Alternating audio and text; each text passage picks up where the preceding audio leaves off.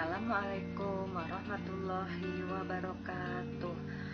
Halo anak-anak, jumpa lagi dengan Bunda Ari pada mata pelajaran biologi.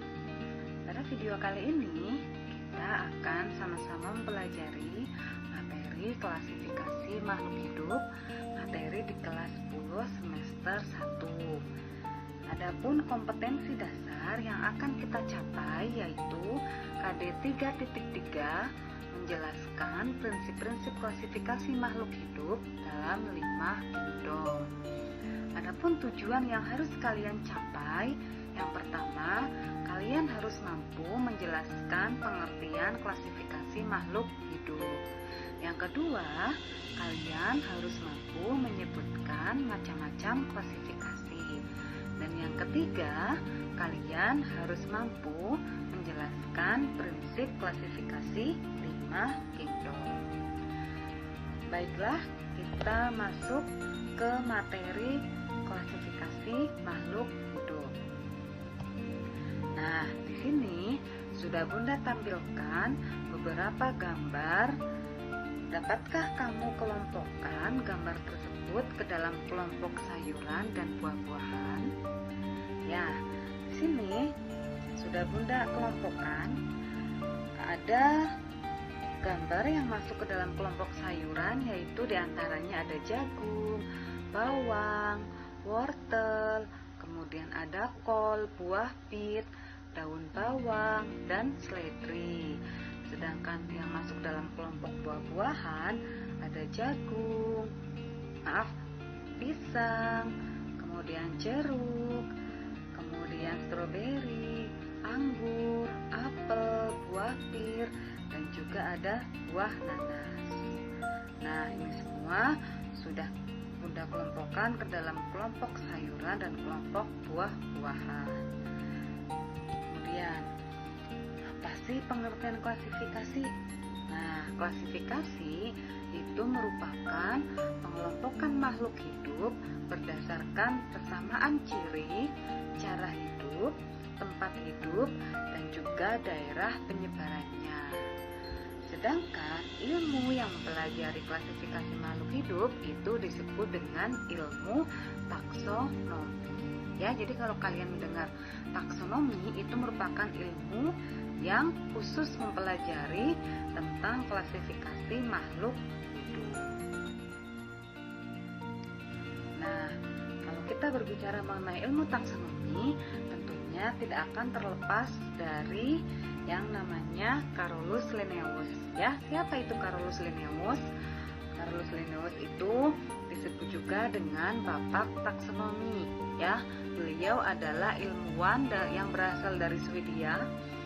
Beliau adalah orang yang pertama kali memperkenalkan klasifikasi makhluk hidup dan mempelopori pemberian nama ilmiah yang dikenal dengan istilah binominal nomenklatur. Ya, di sini sudah ada fotonya ya, ini foto dari Bapak Carolus Linnaeus ya, seorang ilmuwan atau disebut juga dengan bapak taksonomi. Kemudian apa itu binominal nomenklatur? Ya, binominal nomenklatur itu disebut juga dengan sistem tata nama ganda. Ya, untuk ketentuannya di sini untuk penamaan nama ilmiahnya harus menggunakan bahasa Latin ya, jadi dalam bahasa Latin. Kemudian yang kedua harus terdiri dari 2 kata. Ya. 2 kata di sini. Untuk kata pertama itu menunjukkan genus. Ya. Kemudian huruf pertama dari kata pertama itu harus menggunakan huruf kapital. Sedangkan kata kedua itu disebut sebagai penunjuk jenis atau spesies. Sedangkan huruf pada kata kedua itu hurufnya kecil. Kemudian kata pertama dan kata kedua itu kalau ditulis secara tulis tangan itu harus digaris bawah secara terpisah. Namun apabila kita ketik atau menggunakan komputer itu menggunakan huruf yang tercetak miring ya. Itu untuk tata cara sistem penamaan binomial nomenklatur. Contohnya di sini sudah Bunda tuliskan ya, ada contohnya nama ilmiah dari mangga ya. Mangga itu Mangifera indica. Untuk penulisannya di sini Mangifera itu merupakan penunjuk genus ya. Huruf pertama harus ditulis dengan huruf kapital, jadi M-nya besar. Sedangkan indica ini merupakan penunjuk jenis atau spesies. Huruf pertamanya itu tidak perlu dengan huruf kapital, tapi hurufnya kecil, jadi I-nya ini kecil. Dan ditulis bercetak miring. Jadi ini Mangifera indica ditulis bercetak miring. Selanjutnya contoh lain ada melinjo ya. Melinjo ini nama ilmiahnya Cnetum cnemon ya. Sama. Untuk cnetum itu menunjukkan genus. Jadi untuk huruf pertama ditulisnya dengan huruf kapital besar. Jadi G-nya besar. Kemudian cnemon di sini untuk penunjuk spesies. Jadi G-nya huruf kecil. Kemudian ada durian ya. Durio zibetinus ya. Sama untuk Durio zibetinus, di sini nama ilmiah durian ditulis dengan huruf besar D-nya dan Z-nya huruf kecil. Tentunya ditulis juga dengan huruf bercetak miring. Kemudian di sini sudah Bunda tuliskan ya. Silakan nanti ini untuk tugas kalian. Silakan tulis nama Latin secara tepat ya. Di sini sudah Bunda tuliskan. Satu, nama lokalnya anjing ya, hewan anjing ini nama latinnya Canis familiaris. Silakan kalian tulis dengan nama latin yang benar. Bagaimana cara penulisannya berdasarkan tata cara penulisan tadi, binomial nomenklatur. Kemudian ada jagung, ziamais ya, ini penulisannya masih salah, silakan nanti sama kalian benarkan. Kemudian untuk yang ketiga sampai 5 ini silakan kalian bebas mau ngisi pakai dengan nama lokal apa saja, boleh tumbuhan atau hewan bebas silakan, tapi tulis dengan nama latin yang benar. Ini untuk tugas kalian pada hari ini. Nah, kemudian untuk urutan taksonomi itu diawali dengan kingdom ya, kingdom atau disebut juga dengan kerajaan dunia. Yang kedua ada yang disebut dengan filum. Untuk hewan itu menggunakannya filum, untuk tumbuhan itu divisio atau nama Indonesia itu keluarga besar. Setelah filum itu ada kelas ya, kemudian ada ordo atau disebut bangsa, kemudian ada family yaitu suku, kemudian ada genus yaitu marga, dan yang terakhir ada spesies atau jenis. Jadi untuk urutan taksonomi yaitu kingdom, filum atau divisio, kemudian kelas, ordo, family, genus, spesies. Di sini sudah Bunda contohkan. Misal ada manusia ya. Manusia untuk urutan taksonominya di sini untuk kingdomnya di sini manusia itu kingdomnya masuk ke dalam kingdom animalia, kemudian filumnya chordata, kelasnya mamalia, ordonya itu primata, kemudian familinya hominidae, genusnya homo, spesiesnya sapiens ya. Jadi untuk manusia itu untuk nama ilmiahnya yaitu masuk disebut dengan homo sapiens. Kemudian yang kedua di sini ada padi ya, Bunda contohkan padi. Padi itu masuknya ke dalam kelompok tumbuhan ya. Kemudian untuk padi kingdomnya masuk ke dalam kingdom plantae, kemudian divisionya spermatophyta, kelasnya Monocotyledoneae, kemudian ordonya di sini ada Poales, familinya Graminae, kemudian genusnya Oryza, spesiesnya Sativa. Jadi untuk nama ilmiah dari padi yaitu Oryza sativa. Tentunya untuk penulisannya di sini Oryza itu nama genus, jadi O-nya ditulis dengan huruf kapital besar, sedangkan sativa itu nama spesies, S-nya ditulis dengan huruf kecil. Itu contoh untuk taksonomi dari manusia dan kemudian macam-macam klasifikasi itu terbagi menjadi 2 macam. Yang pertama ada yang disebut dengan klasifikasi sederhana, yang kedua ada yang disebut dengan klasifikasi 5 kingdom.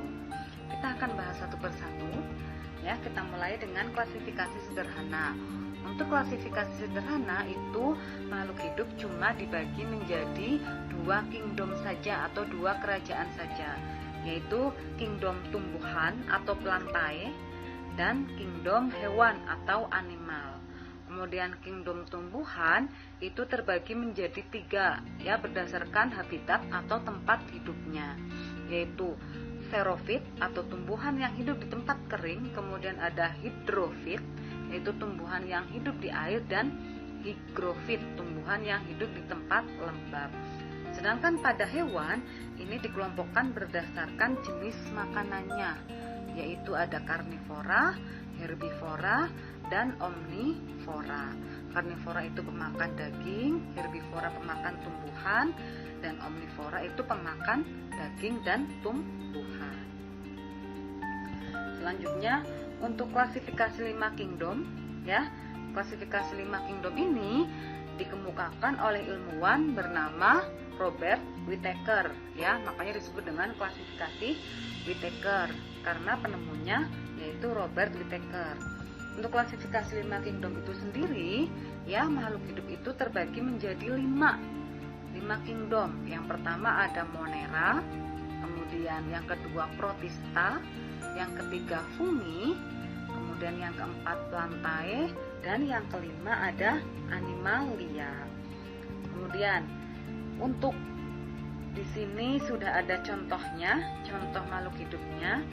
Untuk kingdom Monera ya, kingdom Monera ini contohnya yaitu bakteri. Bakteri itu masuk ke dalam kingdom Monera. Yang kedua ada kingdom Protista. Kingdom Protista di sini contohnya ada protozoa ya. Ini contoh gambar protozoa. Kemudian yang ketiga ada fungi. Kingdom fungi ini kingdom yang isinya di dalamnya jamur ya. Kemudian yang keempat ada kingdom plantae. Ini di dalamnya isinya tumbuhan. Kingdom plantae itu tumbuhan. Yang terakhir ada kingdom animalia atau hewan. Kemudian yang membedakan dari kelima kingdom ini yaitu di sini ada karakteristik 5 kingdomnya. Kita bedakan satu berdasarkan tipe selnya. Untuk Monera tipe selnya itu prokariotik ya, artinya dia tidak memiliki membran inti sel.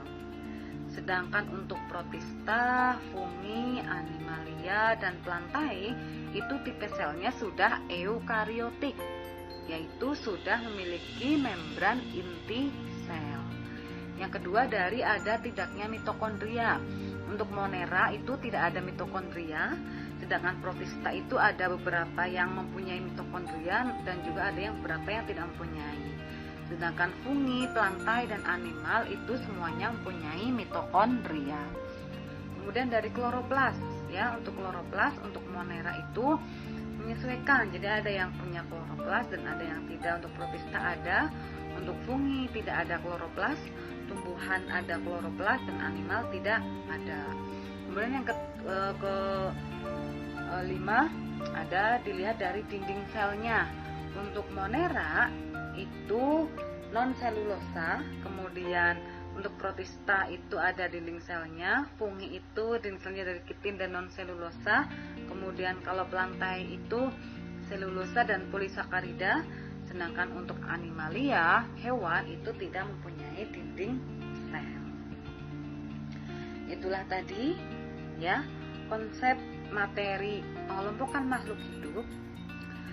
Kalau ada yang tidak jelas, silakan boleh kalian tanyakan di kolom komentar. Sekian dari Bunda. Assalamualaikum warahmatullahi wabarakatuh.